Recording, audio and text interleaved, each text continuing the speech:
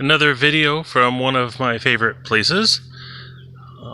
Down through this kind of tunnel in the trees is a pool of water, which is where I usually do my cold plunges and swimming in place and different exercises.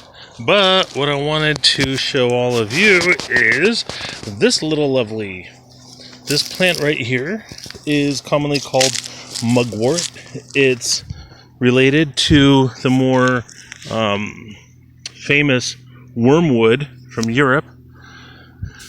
The genus is Artemisia, and there are a number of different species within the genus, and so sometimes it's hard to key them out and see exactly which one you have.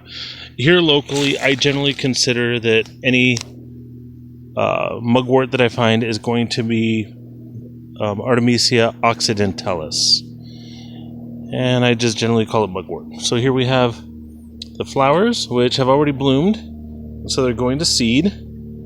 These beautiful leaves, nice dark green foliage, a lot of plant chemicals in these, and yeah, they have some black spots where they're kind of burned. It's towards the end of the season now, and down here we see the older leaves that are already burned and drying up.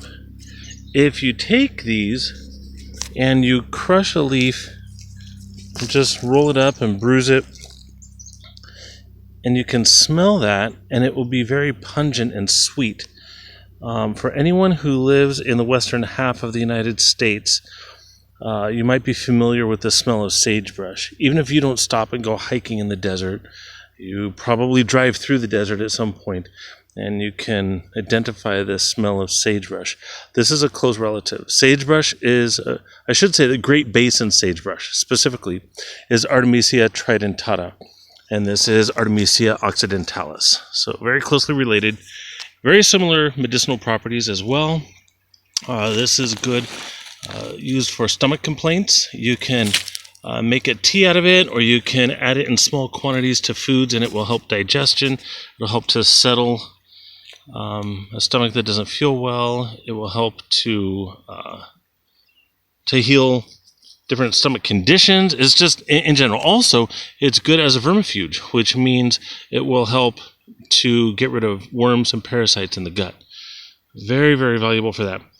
And something that I have been learning about, I have never used this plant for its roots.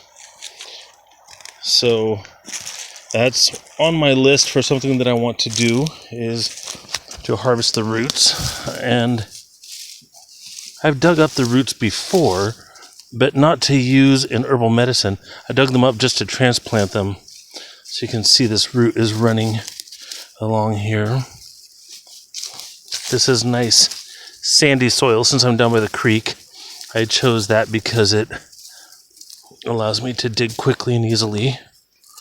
I'm going to grab this, and out pulls a nice long root. Da, da, da, da. So I always just use the top part of the plant, but I'm going to learn how to use the root. I'm going to gather a few more of these, and then I will be able to experiment with that. Oh, and another thing to mention about this plant. I love it, I love it, I love it. When I am out here and I do my cold plunges, or I take my bath in the creek or whatever, when I get out of the water, I grab these leaves and I just make a big bundle of them. And I crush them up in my hand in a big bundle, and I just rub that all over my body, my arms, legs, armpits, chest, even on my hair.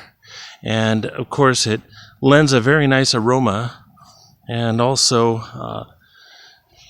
I like to believe that it also helps to stave away body odor. If nothing else, it gives me a different odor.